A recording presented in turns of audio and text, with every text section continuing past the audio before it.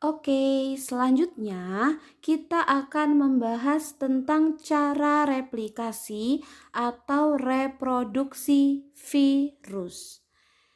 Nah, secara umum, virus itu hanya dapat bereproduksi dalam sel hidup atau jaringan hidup lain.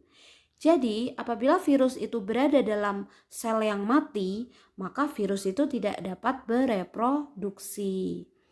Dan cara hidup virus atau reproduksi virus ada dua macam, yaitu yang pertama adalah siklus litik dan yang kedua adalah siklus lisogenik. Bagaimana siklus litik itu? Nah, jadi di sini siklus litik terdiri dari beberapa fase atau tahapan. Fase yang pertama adalah fase adsorpsi. Fase adsorpsi itu adalah fase penempelan virus ke sel inang. Jadi di situ ada fage. Fage itu adalah virus. Jadi fage di sini adalah virus dan ini adalah sel inangnya. Nah, sel inangnya. Nah, begitu virus nempel pada sel inang, fase ini dinamakan dengan fase adsorpsi.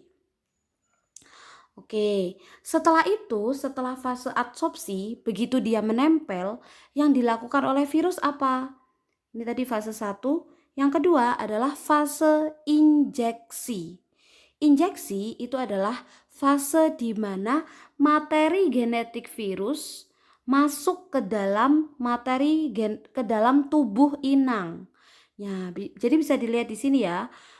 Materi genetiknya DNA-nya virus di sini dimasukkan dan masuk ke dalam tubuh inang.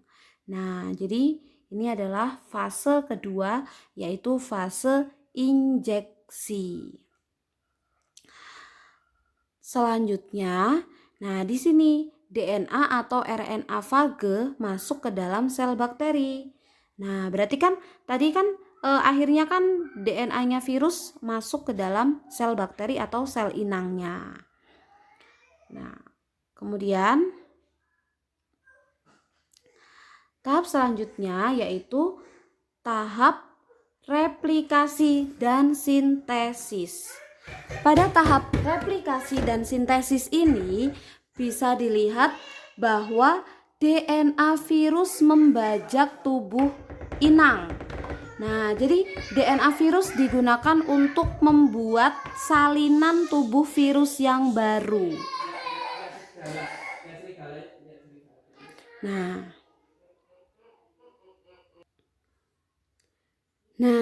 jadi setelah tadi DNA atau RNA virus tadi masuk ke dalam sel bakteri atau sel inang, tahap ketiga adalah tahap replikasi dan sintesis.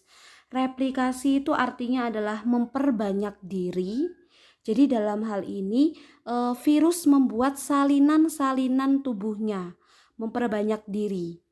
Lalu virus akan membuat sintesis. Sintesis itu membuat bagian-bagian tubuh virus yang baru. Nah, jadi di sini dia membuat salinan tubuh virus dan membuat bagian-bagian tubuh virus yang baru. Nah, kemudian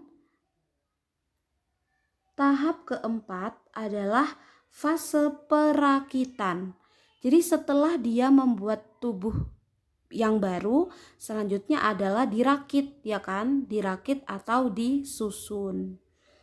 Nah, selanjutnya yaitu tahap kelima, yaitu tahap lisis.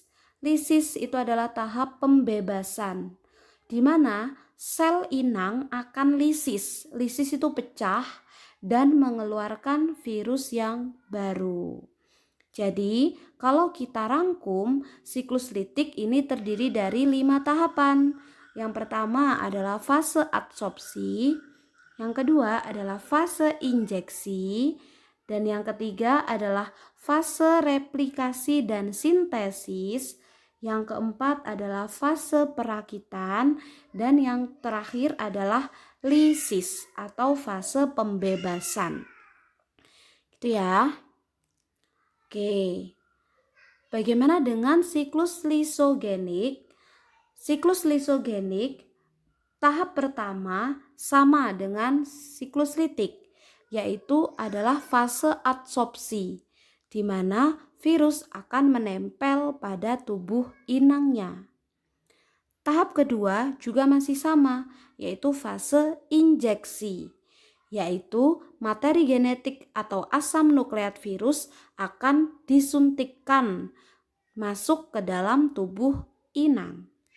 Nah, selanjutnya yaitu yang terjadi, nah ini mulai berbeda.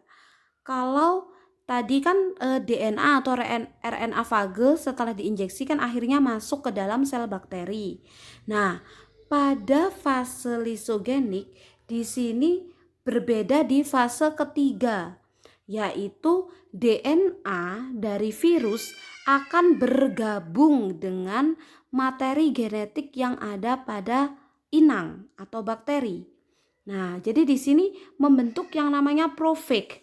Profag adalah gabungan materi genetik virus dengan materi genetik inang. Dalam gambar ini inangnya diibaratkan adalah bakteri. Jadi profag adalah gabungan antara materi genetik virus dan materi genetik inang. Sehingga fase ketiga dinamakan dengan fase penggabungan. Nah, selanjutnya fase keempat ini adalah fase pembelahan. Pada fase pembelahan, sel inang itu tidak merasa sedang disisipi oleh virus. Jadi, sel inang tetap melaksanakan fungsi seperti biasanya. Jadi, sel inang tetap membelah jadi dua, memperbanyak diri. Sehingga apabila sel inang membelah dan memperbanyak diri, otomatis materi genetik virus juga akan ikut diperbanyak atau ikut digandakan. Sehingga fase keempat ini adalah fase pembelahan, yaitu fase di mana materi genetik virus digandakan oleh sel inang. Nah, selanjutnya, ini di sini sel itu mengganda atau membelah berkali-kali. Nah, selanjutnya setelah sel membelah berkali-kali, profag akan memisahkan diri dari DNA bakteri atau inang. Jadi setelah dirasa salinan materi genetik virus itu sudah cukup banyak, maka profag akan memisahkan diri dari DNA bakteri. Nah, apabila pertahanan sel inang lemah dan kekurangan air, maka akan berlanjut ke siklus litik. Jadi siklus lisogenik itu nantinya akan dilanjutkan dengan siklus litik. Seperti itu. Jadi kalau kita urutkan siklus lisogenik tahapannya, yang pertama adalah tahap adsorpsi atau pelekatan, tahap injeksi atau pemasukan materi genetik, tahap penggabungan yang ketiga yaitu membentuk profag, gabungan antara materi genetik virus dan materi genetik bakteri, dan yang terakhir adalah fase pembelahan. Nah, fase pembelahan di sini adalah tahap terakhir. Karena apa? Karena setelah virus itu selanjutnya virus kan akan memisahkan diri dari DNA bakteri. Dia akan memasuki siklus litik. Begitu ya.